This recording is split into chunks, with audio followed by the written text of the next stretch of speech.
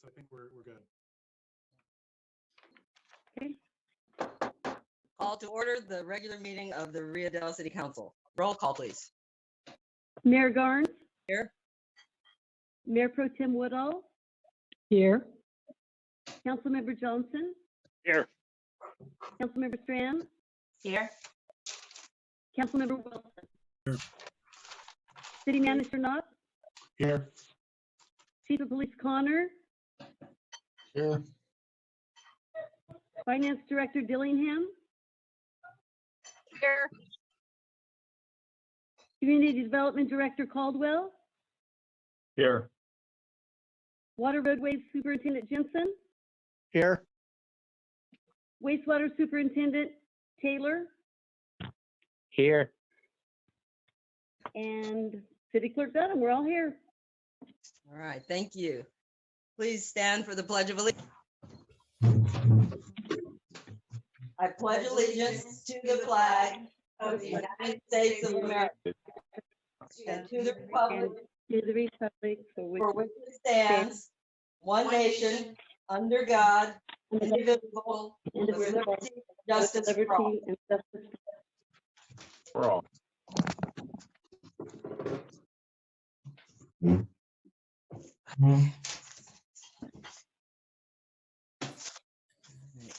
Public presentations. Are there any public presentations, City Manager or City Clerk? No public presentations received. Thank you. We will move on to the consent calendar. Would anyone like to remove anything from the consent calendar? I would like to remove item number 2. Anyone else? I'd like to remove item number 3. Okay. So no one wants to remove item number 1. Is there a motion to approve? I so move. Second. And we'll move it, a motion and a second. All in favor? Or- Aye. Aye. Do you want to? And after this, I'm sorry, Karen, Okay. Yeah, Okay, I think it was unanimous. I think so too. Okay. Okay, so item 2. Councilmember Wilson. Just briefly on the, I see that we're accepting the Hoover for the resurfacing newer project from last time. And then the slurry seal, is that the number that's going to be through Fortuna, that it's going, is that a confirmed number? Yes, Councilmember Wilson. So we're working with Fortuna right now. There have been a couple of hiccups outside of our control or Fortuna's control in the overall process that may delay the actual implementation of the project, but this amount would move the project forward. And so this is pretty much everything that we've talked, for the last 2 years. We had some that didn't get done, and then we re-added it. So this is all of it. Yeah, so it's been kind of a long process. The original bids, and what for folks who don't know, this is a regional slurry seal project. It requires cooperation amongst a variety of partners. We're working closely with the city of Fortuna, also the cities of Arcata and I believe Trinidad, and then there's the county of Humboldt, who composes the majority of the contract. So we did this about 3 years ago for a relatively affordable amount. Got quite a bit of preventative street work done in the community. The bid prices that did come back this time were also very, very competitive. And right now, what we're trying to do is make sure that what was put out to bid can be picked up by all of the funding entities. And so with COVID, there's been, I think, some recalibrations and recalculations among some of the member entities on this joint project. They're looking at the funding availability. And so, anyways, we'll be working on that, but I think there's a good chance that the project will still be able to go through this summer. Great, thank you. Thank you. Councilmember Strawn, item number 3. So I just had a question on about the third paragraph down. It says that we're a non-entitlement jurisdiction. What's the definition of that? So non-entitlement jurisdictions in California, or jurisdictions that have a population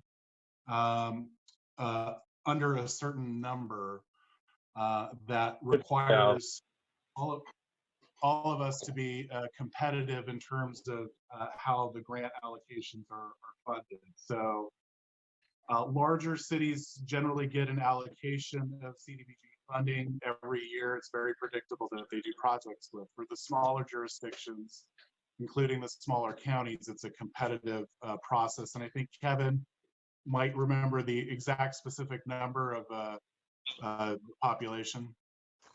It's 50. It's actually under 50,000. What was that amount? 50,000 in population. Thank you. Thank you. You're welcome. Are there any further questions? Yeah, I just have a quick question on this item. It says that we're not held to the 50%. Wait 1 second. Funds will not be subject to the 50% rule. I was just wondering what the 50% rule is.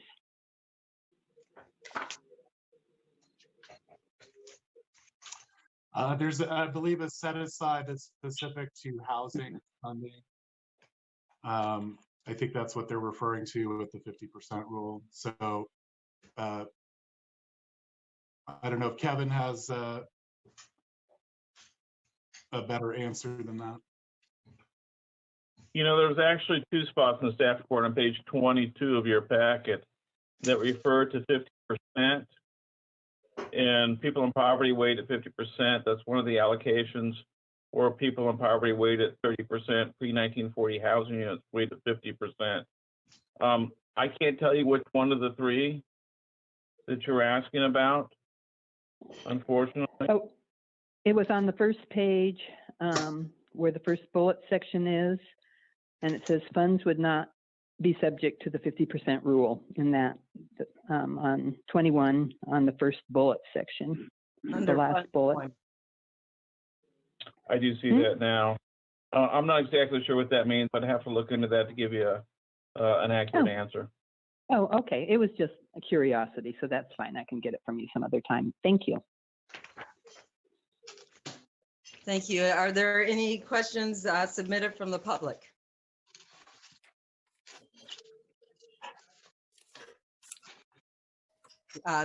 City Clerk, are there any questions submitted from the public?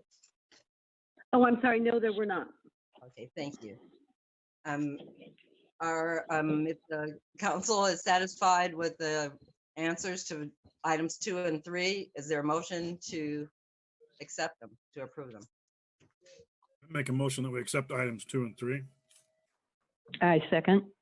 I have a motion and a second. A roll call, please. Garnes, your Aye. vote, Mayor Garnes? Yes. Okay, Woodall, Yes. Johnson, Yes. Tran, Aye. and Wilson. Yes. Thank you. 5-0. Okay. Motion carried 5-0. Now we'll move on to city manager staff updates.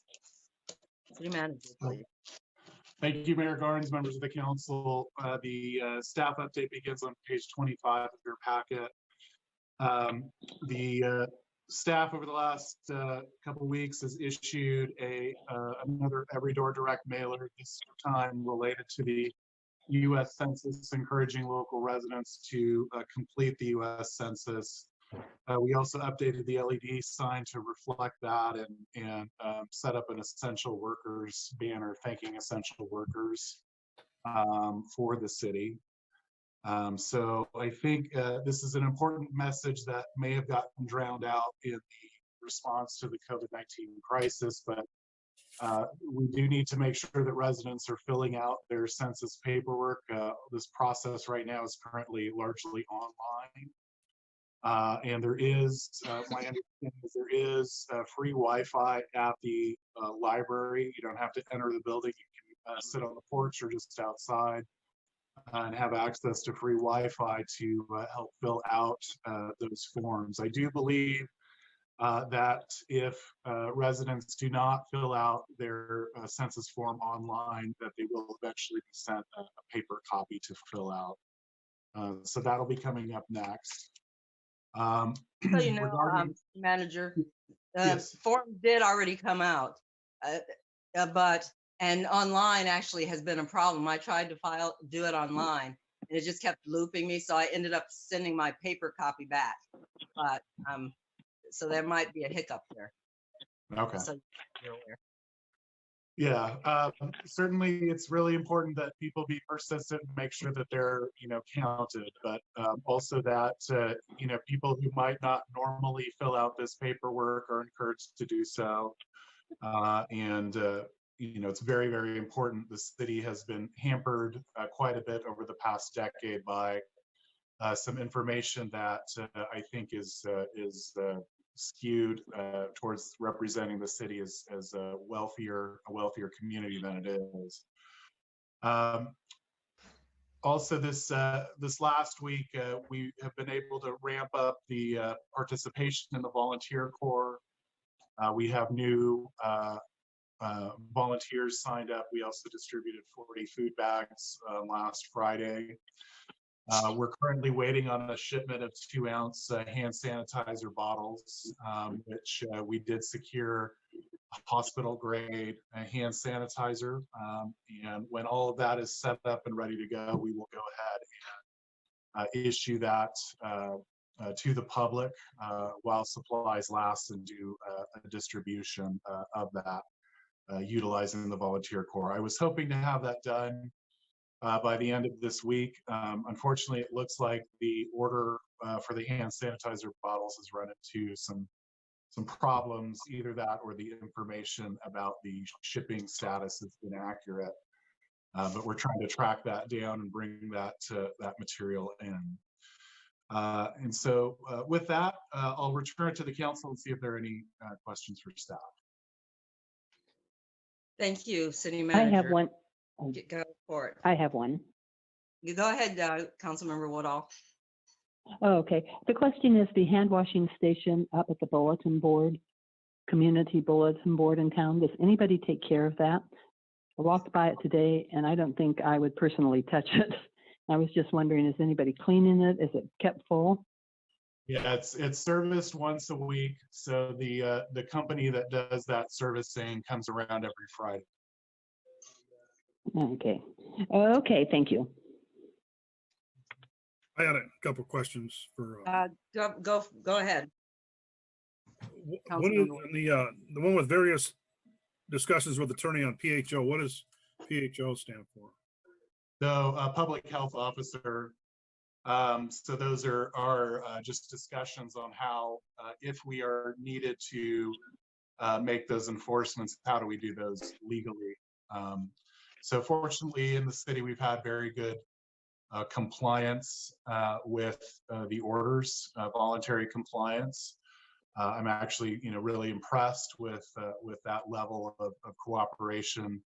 So I don't think enforcement is necessarily in the mix, but we want to be prepared in case there is a need to do so. There's a flare up in Rio Dell or that the situation changes, since this situation is very, very dynamic and seems to change from day to day.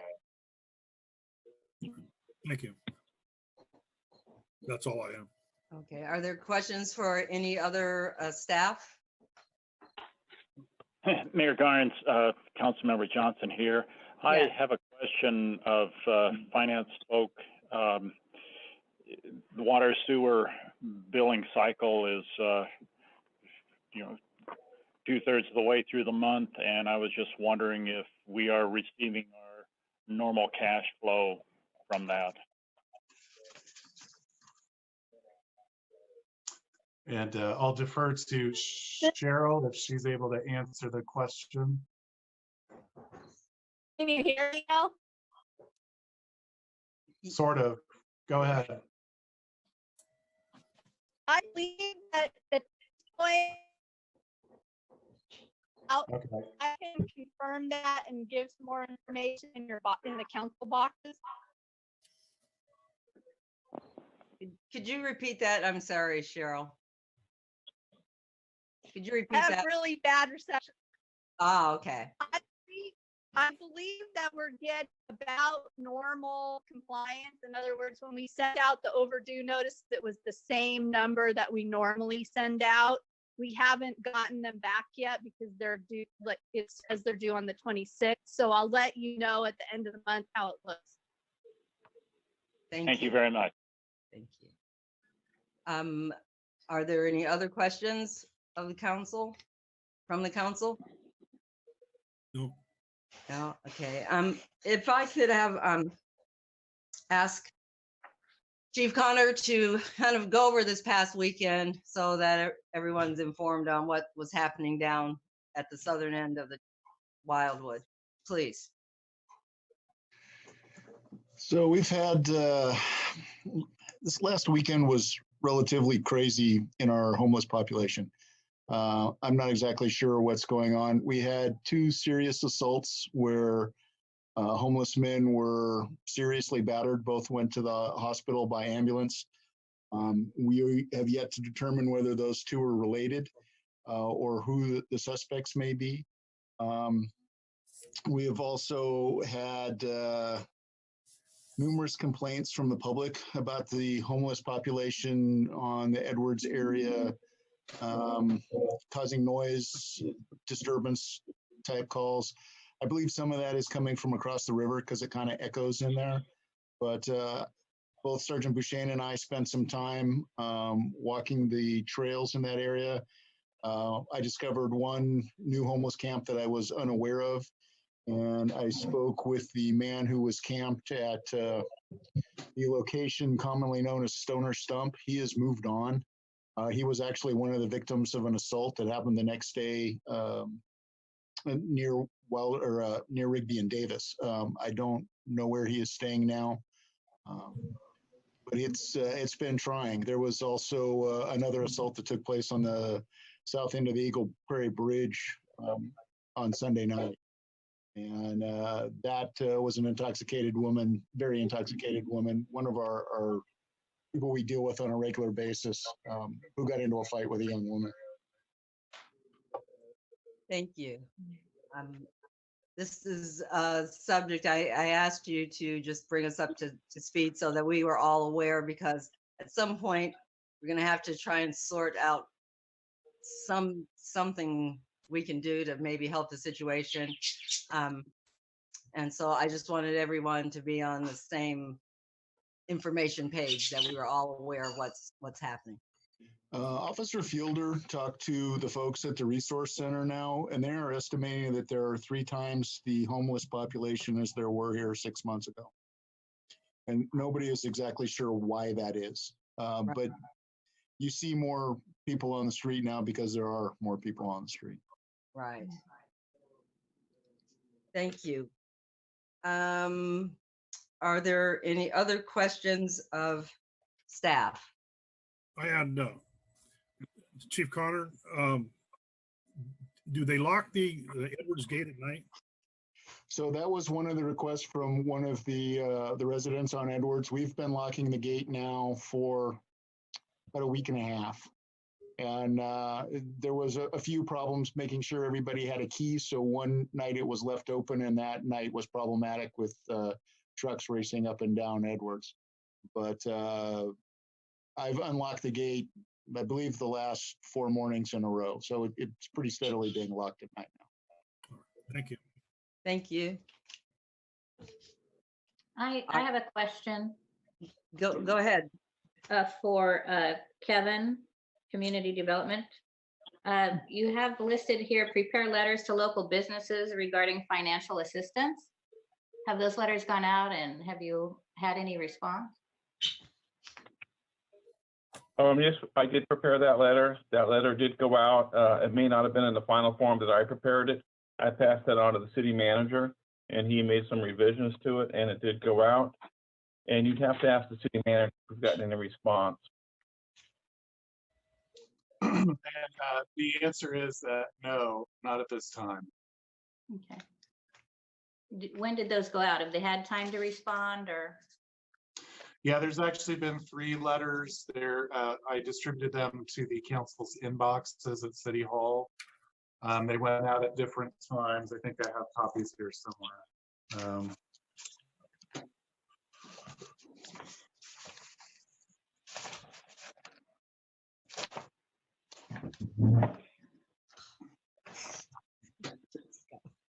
Do it fast while I'm not off. Off the top of my head, this is Kevin. I believe the first letter went out March 23rd. And then the second letter went out.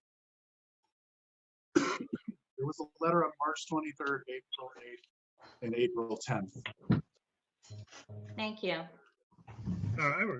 Is it possible to get the stuff that you're putting in our box, if it's able to be put in a PDF that we can get sent to our city email? Yes. Yeah, I'm sorry. I didn't even know you were putting things in our box. I have not been down there. I haven't been in there in a month, and somebody brought stuff. They brought a folder by the house some time ago on some stuff, but Yeah, I thought that was going to be distributed along with your packets last on Friday. So I apologize for that. Well, I was just wondering how our businesses are doing. I think that's an excellent question. And so we have an item on the agenda towards the end. Following that, we're going to be doing some outreach directly to the businesses to see if that program would be of assistance. Great. Thanks so much. Thank you. Are there any more questions of staff? No, hearing none, I will move on to these special call items. Number 1, discussion on loan forbearance request to the state. City Manager. Thank you, Mayor Garnes, members of the council. So I was hoping to have more of an update for this particular item, but the council will recall that you authorized the staff and the mayor to issue a letter to the State Water Resources Control Board asking for forbearance on a wastewater loan and a water loan that in combination would potentially save. The savings from that would be translated directly to consumer bills over a 2-year period, resulting in approximately a 33% reduction in water and sewer billing. So we have been working with finance staff at the State Water Resources Board. And so we have been submitting fairly voluminous information and responding to requests, mostly looking at audit reports and whatnot. So there were even some responses just today. And I think with each of the emails, what they're stating is that there needs to be a that they're requesting the information before they can get their analysis going forward. So all of those that information we've been responding to, and so hopefully we'll have more of an update at the next city council meeting.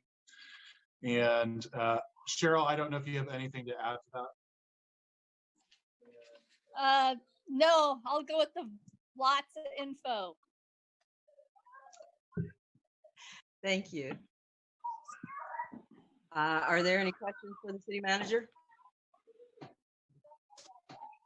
not on that, not on the letter.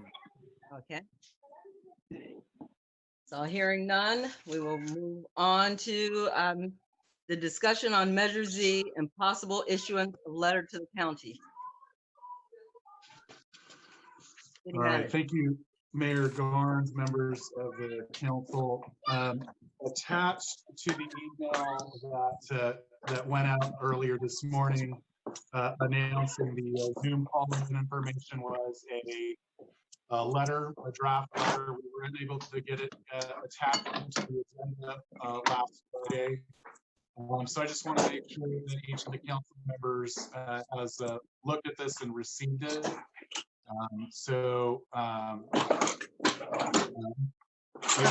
Can I talk for a moment? And actually, I asked whatever is, could they mute their phone, please? Or mute their computer? and it's Greg. Greg, if we can get you to mute. My apologies. Thank you. So if each of the council members should have received this draft letter in the attachment to their invitation for this meeting. Has anybody not received the letter? I'm not sure which letter you're talking about, City Manager. Okay. I have not received it. I don't think I have not. I have. It was on the, it was a PDF file embedded in the email. We're talking about the letter to Estelle, right? Correct. Correct. Yeah. From Deborah. You did. Okay. Yes, I received it. All right, if I did, I didn't see it in the email. There was Okay. If you're able to look at your email and pull it up right now, I'll just give a brief overview and then see if Chief Connor has anything to add to it. But this last Tuesday, so 1 week ago today on the 14th, the Board of Supervisors met to go over their Measure Z recommendations and approve a path forward for Measure Z for the county. So according to the methodology that was developed by the Measure Z committee or staff, the city's request fell just outside of the available funding. So there was Fortuna's drug enforcement, drug task force officer was also partially funded. And so ultimately the city of Rio Dell did not receive a Measure Z allocation in the process so far. There is still the county budget that they're working on, and we have received assurances that from Supervisor Fennell that she will be looking into preserving those funds for the city. However, you know, the amount of revenue and collection has been in decline for a year or two. That's going to be further compounded by the COVID-19 issue. In addition to other factors, makes it you know, somewhat unlikely that the position of the board would be reconsidered. They did agree at that meeting to look into potentially funding smaller requests, which would be even smaller than the city's requests for other types of nonprofit agencies. But so that's kind of where we're at with that. And so the letter, which again was attached to the email, is available for the council's consideration.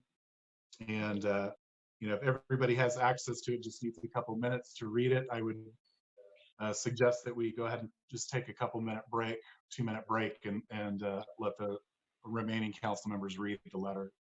I got it up. I just have to read it. I'd like to ask Kyle, so I did watch the supervisor meeting online, and did we submit a letter requesting funds? Because it sounded like we just sort of got dropped off the end. Yeah, no, we submitted two applications actually this year. One for the Measure Z position, which the city has received since 2015. And then there was a request submitted for funding for a vehicle.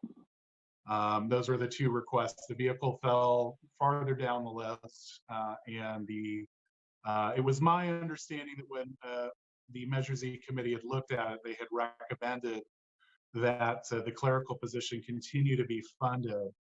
However, based upon their estimate of their Measure Z revenue, we just fell just short of hitting that marker. In the prior year, what they had done was reduce everybody by a specific percentage. I don't remember off the top of my head what it was, 10 or 15%. And that provided some additional funding to cover some of these smaller requests. And they did not do that this time. So it's kind of an all or nothing situation. You know, I would just add some of the contents of the letter just to make it clear for the public. Since the city has received Measure Z funding in 2015, the city's taken in $123,723 for the police department. But on top of that, the Measure Z, which is a half-cent sales tax, generated $513,777 that in Rio Dell that went back to the county and its grantees.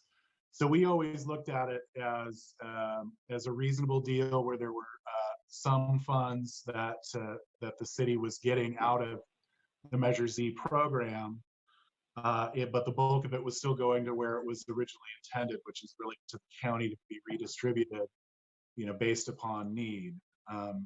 So now moving forward, all that half-cent sales tax will go completely to the county for redistribution.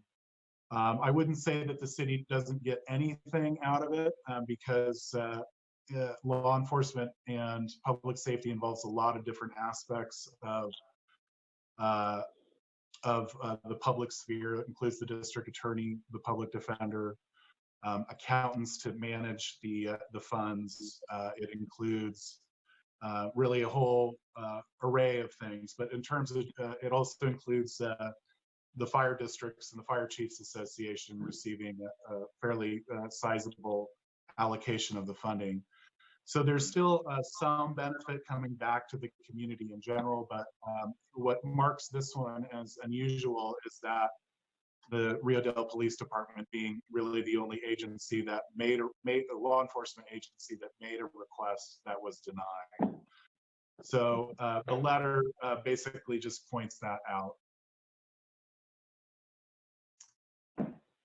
And Kyle, I would add to the last sentence where it says it failed to find it respectful of the Rio Dell Police Department, and I would add actually and citizens of Rio Dell, because that's really who's paying in the half cents. It's not even the police department that's paying in. I mean, if you follow my drift, it's the citizens. We are all paying into this. And so it's really a lack of respect for both the police department and the citizens of the city.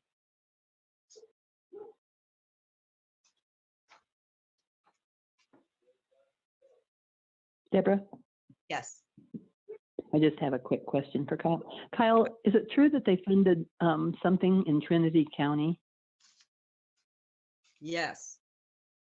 Yes, I'm not an expert on particularly what that agency or organization does. I know that they do serve areas of Humboldt County as well. Okay. I can add a little bit of detail on that. They funded two agencies, one through the fire department's collaborative grant and another for Southern Trinity Rescue. Southern Trinity Rescue does provide some services in Humboldt County, but the majority of their services in Trinity County. And then the Ruth Lake Fire Protection District was included in the Humboldt County allocation to the fire departments. Their area is entirely in Trinity County. However, most of the property owners in that area live in Humboldt. That was the rationale used for funding them. Oh, okay. Thank you. Thank you. Are there any other questions for staff? On that topic, you have something? Yeah. Go ahead. On this topic, on the Measure Z? I just, I'm disappointed that we're not getting funded, but I also understand that the county's covering, they're covering a lot of stuff in this time with this. The revenue is not what it's going to be. And again, nobody knows where we're going. So I'm okay with sending them a letter. I just, I understand that they're trying to fill a lot of buckets with not very much to put in them. Thank you. Yeah, I'd like to say I agree with Frank. They all were looking at other options, the supervisors, as far as other grants, other areas that we might be able to fund these through. So, I mean, hopefully there's other things out there, but they weren't happy either that they couldn't fund us. So they did everything they could. Thank you. I don't know that I agree with that, because they changed the formula is what they did. They changed the formula from sharing to all or nothing. And that's the part that's kind of disturbing to me, is that they did go all or nothing. And so I don't know why they decided to use that formula this year, but they did. So I would, and our supervisor did say that she's going to be looking for other ways to fund it, just so the board knows that too. The council knows that as well. Yeah. I apologize. I missed that off, that was how they changed it. So I wasn't aware they did an all or nothing. If I can add in there, in the 2018-2019 funding year, proposals were reduced by 10% if they weren't already voluntarily reduced by the submitting agency. And then in the last funding cycle, they automatically reduced them by 40%. And for some of the larger proposals, that was a significant chunk of change. And my guess is that's why they decided not to do that. Mm-hmm. Thank you. Would anyone care to make a motion to approve the letter? I'll make a motion to approve the letter. Thank you. Is there a second? I'll second it with the correction. And thank you. As can we have a roll call vote, please? Garnes, Yes. Woodall, Yes. Johnson, Yes. Strand, Yes. and Wilson. Yes. Thank you. Motion carries 5-0.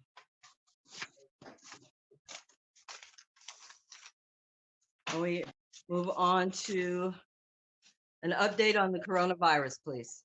City Manager.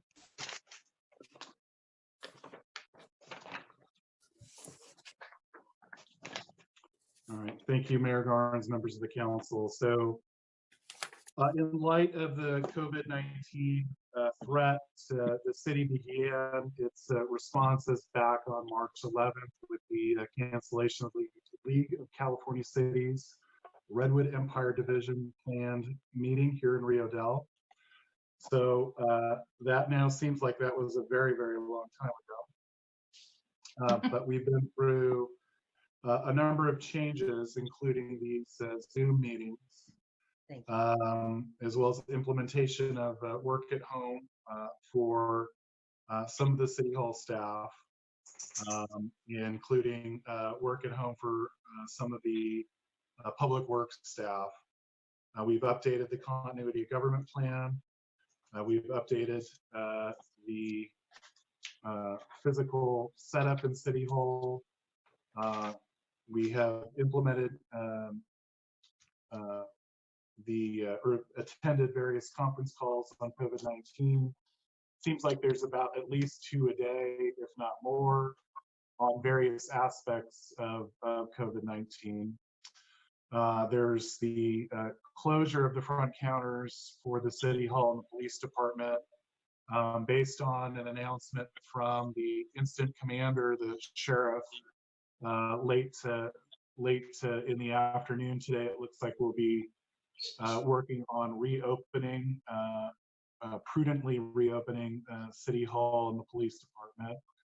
That order wouldn't take effect, practical effect, until Monday, but would take effect on, I believe, the end of the day on Friday.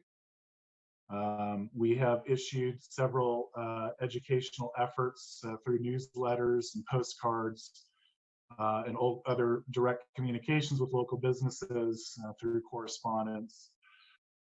So that includes 2 newsletters, 3 letters to businesses. We've completed an initial damage estimate and submitted that to OES. There's been a suspension of the water shutoffs for non-payment, so this will be the first billing cycle here in April that will take effect. So obviously the shelter-in-place orders have been effective in terms of avoiding an overrun on the hospital system here in Humboldt County. It does appear that there is potentially going to be some lightening of the restrictions in early May, in combination with the tightening of some of the other things that people have been voluntarily doing, such as face masks and whatnot. So staff has had some initial discussions about businesses that are currently closed that could potentially open, but we don't have a final list, and really that list would need to be guided by the public health officer and also the governor's own statements, so and executive orders. So we're watching those very closely to make sure that we're in line with the alleviation of the shelter-in-place orders to the extent that they do happen. We know that it won't be like flipping a switch overnight, that this will be kind of a long, drawn-out process of slowly kind of re-engaging certain enterprises throughout the community. For the most part, we have actually pretty significant number of businesses in town that were deemed to be essential businesses under the guidelines. But there certainly are several that could be open and operating under some new guidelines over the next couple of weeks. So we'll keep the council posted and the business community posted on those developments as they occur. Again, we really encourage people to go to the Humboldt Health Alert website through the County of Humboldt. The city does not particularly have access to unique information. Almost everything that we have is the same information that you would find on that website or through the press releases from the public health officer, from the sheriff. So I really, again, just strongly encourage folks to utilize those resources at this point in time. Beyond that, I'll see if there's any questions from the council. We'll try to answer. Thank you, City Manager. Questions from the council? Well, I have one. Oh, go on. I just Go have on, a Sue. comment from the Humboldt Health Alert posted today that there are facial coverings to become mandatory starting Friday, so that the businesses can reopen. But if you're going into them, a business, you need to wear a face covering. So that is on the Humboldt Health Alert, and they posted it today. Thank you, Councilmember Strawn. Councilmember Woodall? Yeah, the newsletters we send out, are they also available on our website? The Rio Dell Yes. website? Okay, thank you.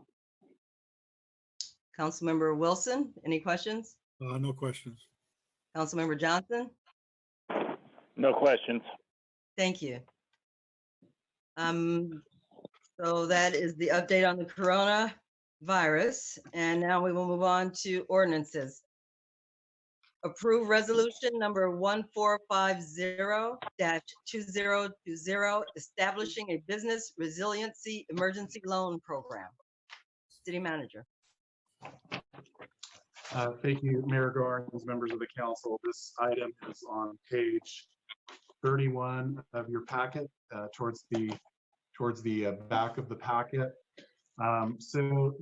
This item is coming before the council to try to put as many options on the table for Rio Dell businesses as we possibly can. In monitoring, specifically Arcata and Fortuna have instituted a similar emergency reimbursement programs through their city councils, in conjunction with for Arcata, the Arcata Economic Development Corporation, and for Fortuna with REDAC, the Redwood Regional Economic Development Corporation. So we do have Greg Foster on the line. He was on there earlier, who can help provide a little bit more detail to this. Again, we have put out requests to see in writing who would potentially be interested in these types of programs. We haven't received much direct feedback, but generally, I think one of the ways that we can educate business owners is just simply giving them a call here in town. So starting tomorrow, that's what we would be doing, assuming we move forward with this particular item. There are certainly a lot of requirements. This would be a loan administered really through REDAC, with the potential of leveraging some additional funding outside with Headwaters and Humboldt Area Foundation funding. So I think REDAC has processed about 18 of these loans so far, which is quite a bit in a relatively short amount of time. And the idea here is just very simply to provide bridge financing for the business community, if they believe that that's in their best interest. So there are quite a number of hoops for individual businesses to jump through in order to get there, and maybe Greg can talk about that. Why don't we go ahead and see if Greg has any other comments on this? So Greg Foster from Redwood Regional Economic Development Corporation is on the line. Hi, Greg. Welcome. Let me unmute myself. I apologize for the sounds of me making dinner earlier. So just by way of background, and this what you're contemplating here is most closely resembles what we're doing with the city of Fortuna currently. And it's, so when we started this whole COVID thing, seems like years ago, but really just a month ago, REDAC immediately put an emergency loan program in place that was able to serve our customers only, and we were able to do that. Our existing customers, we were able to do that with our reserves, and the basic parameters of that is it's a bridge loan, and we consider this a bridge loan between the point you're in right now and you're receiving some sort of SBA funding. Now, we were somewhat idealistic, obviously, when we put that in place, because the SBA programs, both the EIDL and the PPP, have had some issues, obviously, in their implementation and funding.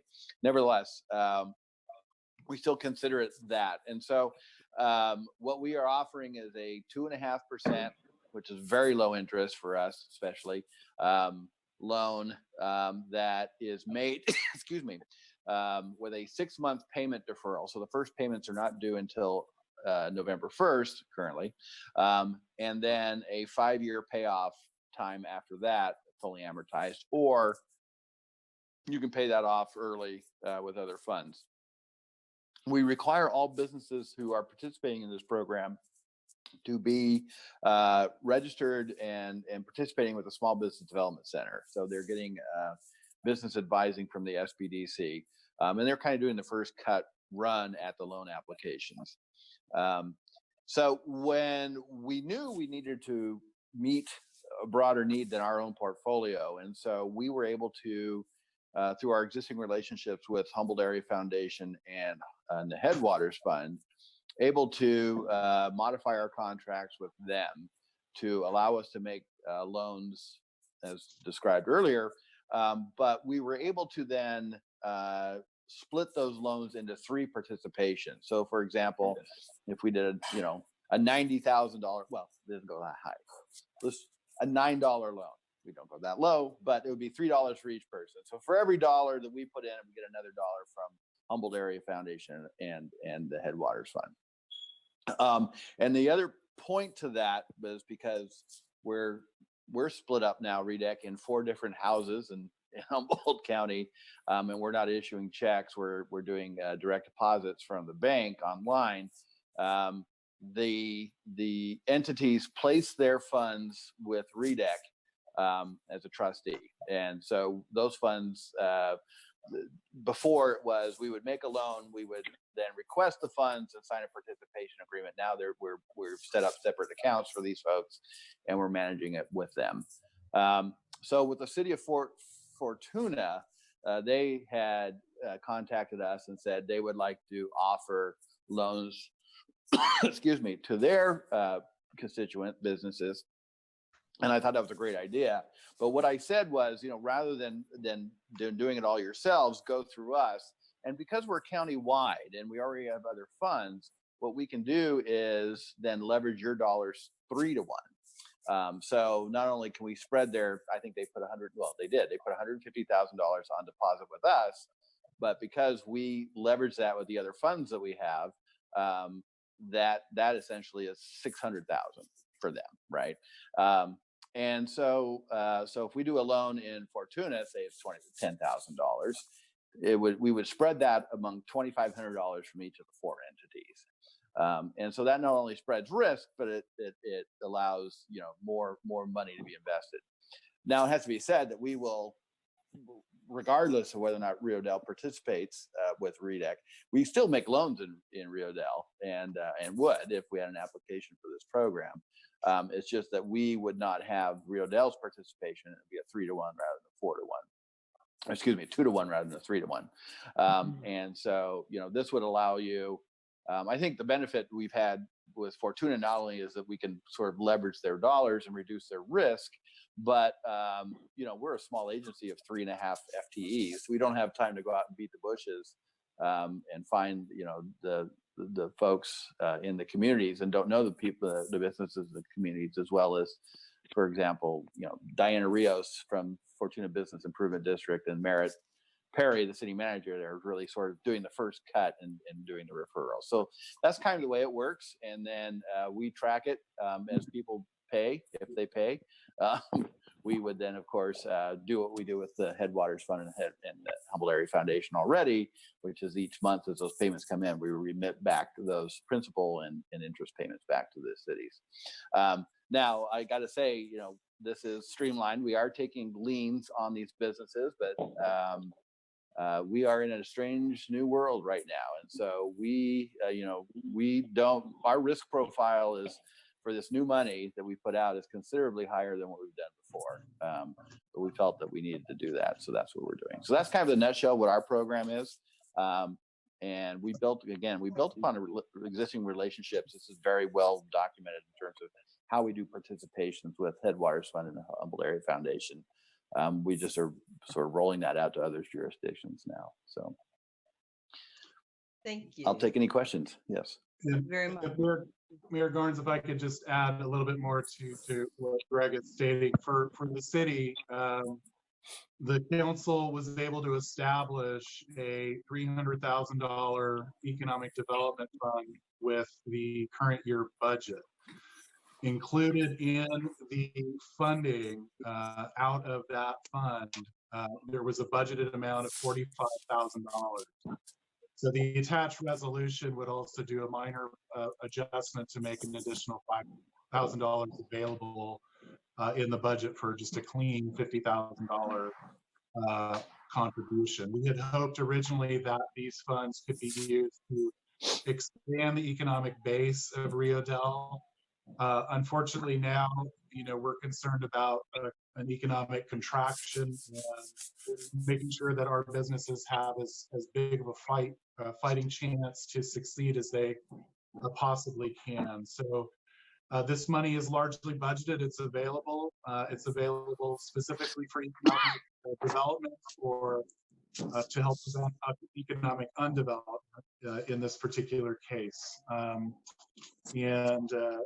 with that, I'll go ahead and return it back to the council. Thank you, City Manager. Are there questions from the council? I'll start with Julie. Do we have any idea roughly how many businesses in Rio Dell we have that could qualify for this?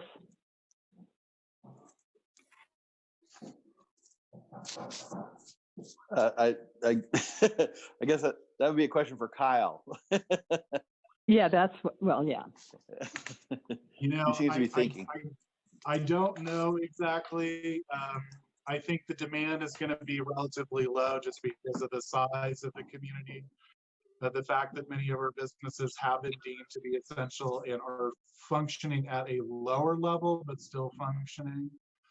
Like I said earlier, we're really going to find out whether this is the program that's going to be used once we hit the pavement, start making those direct phone calls, and putting together this in a mailer for people, to specifically make the program available. The people who'd have actually the most information would be the SBA, who would know hopefully how many Rio Dell businesses have been trying to get this funding, have made application for it. Okay, just one more question. Mm-hmm. 1, 2, 3, the fourth paragraph down, it says right now funds can only be used for businesses locally located in Rio Dell. However, the resolution as written would allow city manager the authority to modify the program to include regional elements as they develop and are of an interest in Rio Dell economically. What would that look like? I mean, how would that work? What businesses that aren't in Rio Dell might be of interest to us economically? And so that's the similar language as was in Fortuna's proposal, and maybe Greg could touch on that a little bit. Well, I think that they were looking for some discretion because the way their city is laid out, that there may be, some that are right on the other line of the city limits that they felt was necessary for, or beneficial to their community to support. To be clear, when we have use for, say, for example, the city of Fortuna, or theoretically the city of Rio Dell, we would clear the business with that jurisdiction first before we made the loan.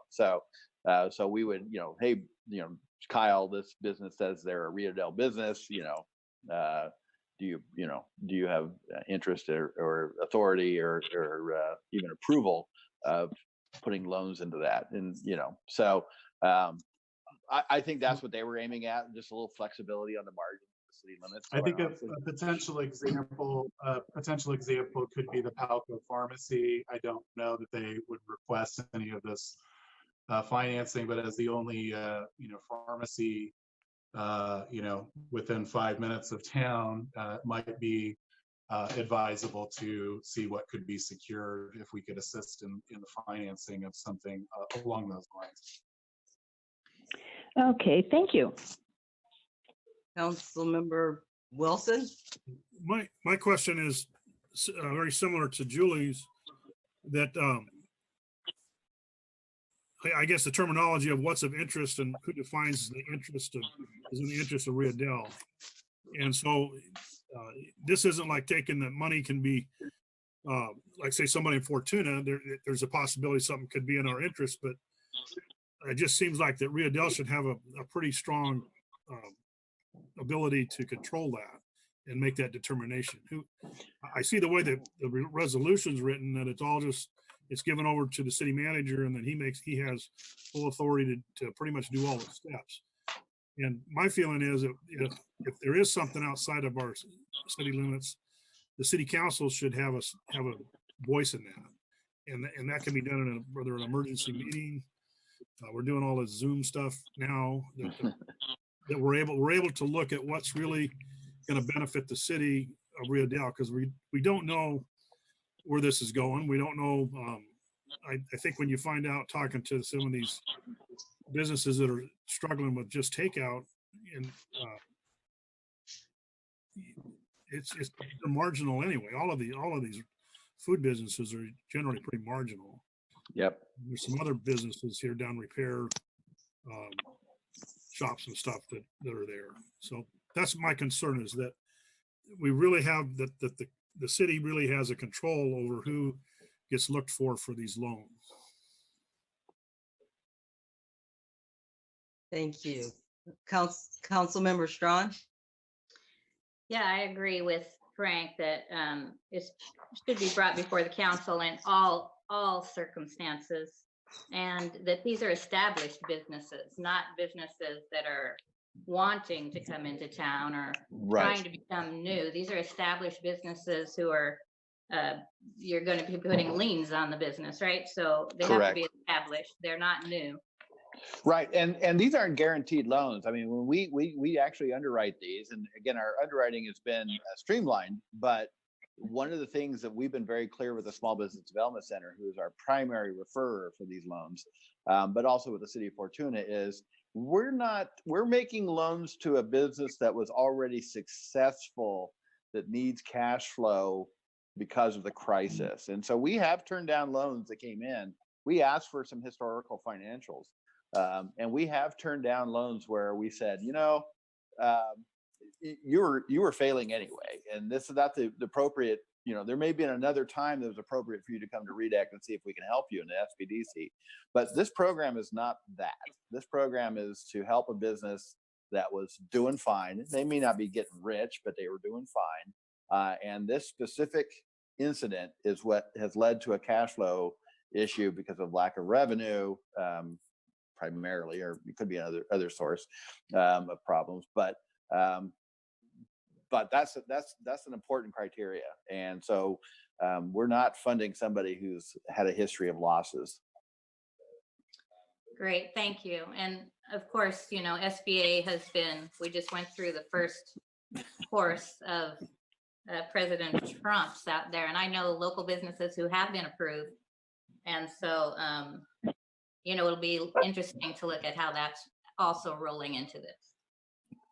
Thank you, Greg, very much. Thank you. Councilmember Johnson.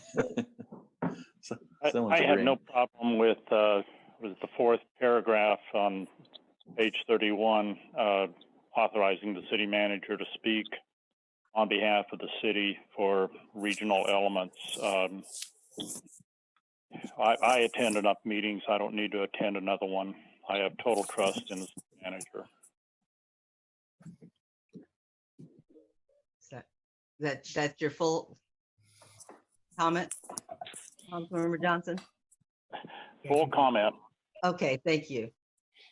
Does anyone else have anything? This is Councilmember Wilson. I want to make it clear one thing that whether I was taking it out of context or I heard it out of context, I'm not questioning the judgment of the manager as being able to speak for the city of Rio Dell. That's the job we've designated him to do. What I also believe is that the council is authorized to look at how we do the stuff in Rio Dell, and I feel comfortable with Greg is because I know REDAC pretty well, that they're a very responsible agency and they're fiscally pretty smart as far as looking at what's to do.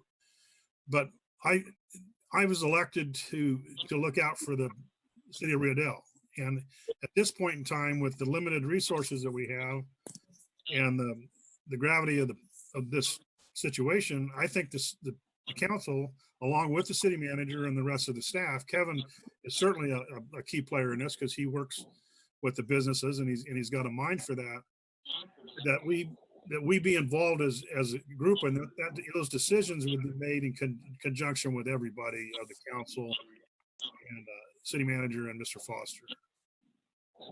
And Councilmember Wilson, you are saying for businesses outside of Rio Dell. I mean, that Ones that would go outside of Rio Dell. If it was just a business inside of Rio Dell, you know, from the city limits, then I think that's where the city manager's fine. That's what the finance director and not finance director, but community development director and the city manager, that's their role. They would be doing that anyway on the loans. And I see this wasn't what the funds were designated for in the first place, but switching them to this, let's get the people through that. I see down the road when whatever that is, when we have a chance to look at this, to invite, to be able to move businesses into Rio Dell, there's going to be an opportunity, hopefully, as the nation moves forward, to do more manufacturing and more businesses on a local, i.e. basis. And so that's a whole other topic, but we've got some other money in the budget to look at that at a later time. But in the short term, taking those funds that we were going to do for development, and keeping in mind, we don't have a development director as Fortuna does, and in that regard, the staff that we have is limited, and they're pretty busy keeping the lights on and the water running. And so if it's in the city of Rio Dell, great. If it has to move beyond the city limits, that's where I think the council should be involved in this conversation. Thank you. Deborah? Yes. Oh, Member Wall? I agree with Councilman Johnson. I sat down and talked with our city manager today, and we talked about it. And I feel comfortable with him making decisions. I don't feel like he's going to say, let's fund Horizon Business in Fortuna. I mean, I think he has a grip on what affects us here and what would be good for us to do, like he mentioned with, let's say, Palco Pharmacy. And with that, I would make a motion that we approve resolution number 1450-2020, establishing a business resiliency emergency loan program as written. Well, before there's a second, hello, I haven't had a chance to speak myself. So I just would like to add my 2 cents. I believe that the city manager, in fact, can do that. But I also, I would like to understand before, because now I'm in the Measure Z, we're donating already to everyone and not getting anything. And so I am skeptical in the moment of putting money and from an outside of Rio Dell. I mean, if there's a boundary, then yes, if there's a boundary from the Old Morris Fuel to Scotia, it's great. But I am very, I mean, I would like to have some sort of reassurance that it's not going to go to Fortuna or Arcata or Eureka. If I can have that type of assurance, then I'm all for it as it is written. But I really feel like I need to have that assurance. So, and I don't know how it actually will really work when it comes right down to it. But I'm hesitant to even think about be outside of those boundaries of Rio Dell and Scotia, because we are already clearly with Measure Z donating to the rest of the county. So that's, I mean, and so if the city manager could speak to that for me, I would appreciate that. Yeah, I think what we can just do is just add a simple modification with the approval of the resolution to state that that the city manager will seek council approval for businesses located outside of the city limits of the city of Rio Dell. And then we can add that into the resolution for your signature if the full council approves. And I think that's fine. You know, I don't think it's really going to impact the situation one way or the other. If, for example, Falco Pharmacy did make that request and that was denied for one reason or the other, they would still have access to other resources, as Mr. Foster mentioned earlier. Right. So I have one question Yep. for Greg. So if the city puts 50,000 in, is it set aside specifically for City of Rio Dell? Or does this go into the pot? Whoop, can't hear you.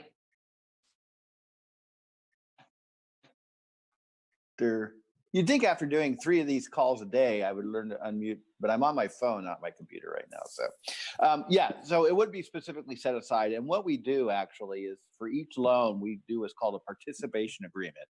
And that's sent out to each of the entities who are literally buying a piece of that loan. So if we did a $10,000 loan in Rio Dell, we would send, you know, if it's approved, we would send a participation agreement to the city of Rio Dell that says, you got $2,500 of this loan.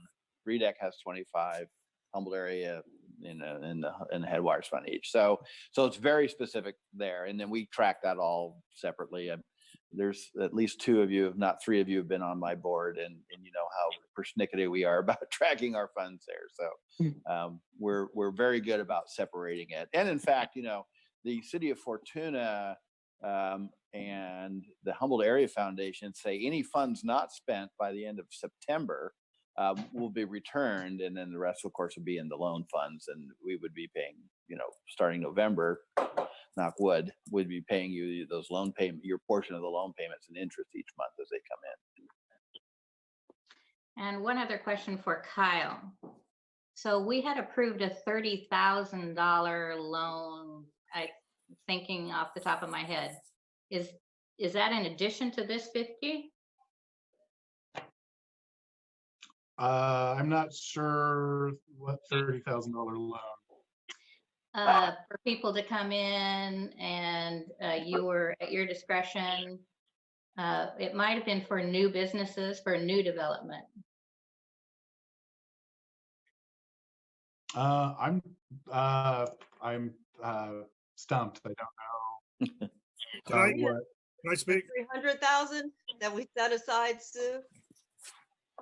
I thought it was 30,000. We set aside a $300,000 economic fund, but we authorized for this year's budget the 45,000, which sounds like what you're talking about, Sue. It was for the economic development, and now he's asking for an additional 5, using that 45 plus an additional 5 to make it around 50. So this is the same money. It's not additional. Okay. No, these funds are sitting in an account with the city waiting to be used. And the original hope was that we could identify some specific targets for investments, either in studies or other methods to try to expand the economic base. So there hasn't been a whole lot of time to explore that, and so now this crisis has erupted, and so there was $45,000 budgeted for this year, but none of it has been zero has been spent out of that fund at this point in time. Great, thank you. Oh, thank you. Is there a motion to approve? Well, can I cancel my motion? Or I did make a motion, you know? I'm sorry, you did. I apologize. You did. I will pull my motion because it's not going to pass, so I will just pull that motion. I would make a motion if I could. Yes, please do.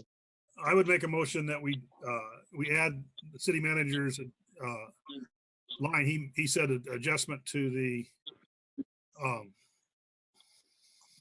original motion, to the original resolution, to add a line that said anything outside of Rio Dell would come before the city for approval.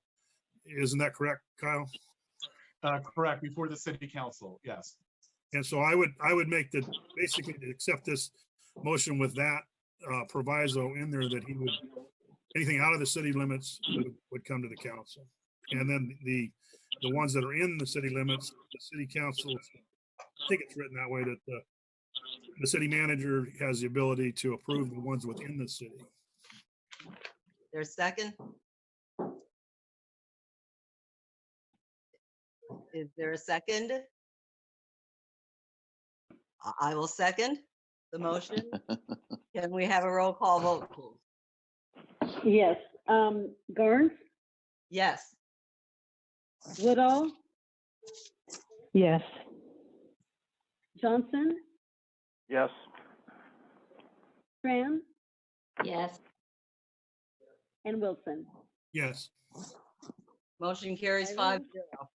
Are there any council reports or communications? Thank you, Greg. Thank you. Yes, thank you, Greg. I would stay, but I have dinner to eat. Okay. Thank I do have you very much. I Go have ahead. I have a couple of ones. Go ahead. We did an HWMA virtual meeting like this last week, and we're going to attempt to do a REDAC meeting, not REDAC, but RCEA meeting this Thursday, and over with.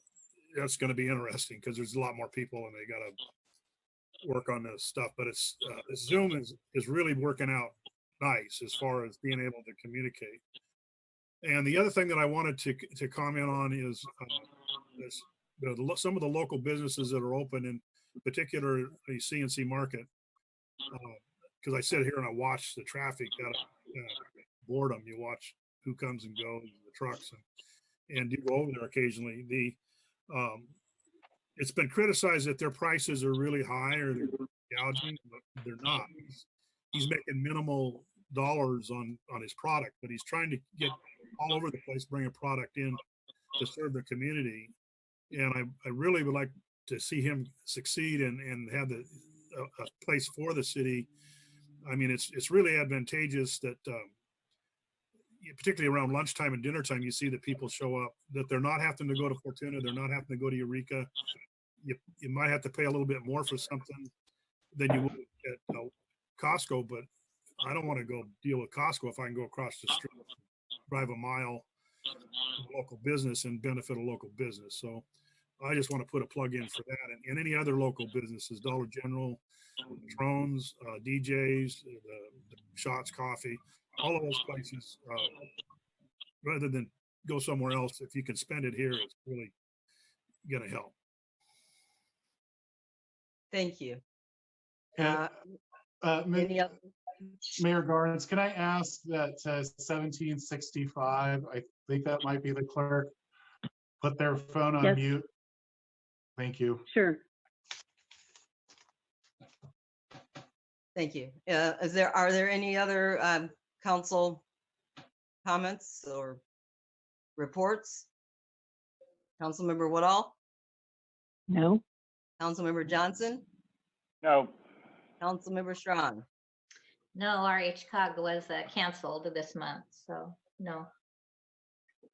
Thank you. And I just want to thank staff. You guys are doing a really superb job. You are staying ahead of things. You're trying to make this situation that we're in work the best possible way. I appreciate it. I'm sure we all appreciate it. And so I just wanted to say thank you to the staff. And with that, that's all I have. Mayor Garnes, for adjournment. I have a question for Cheryl. Okay.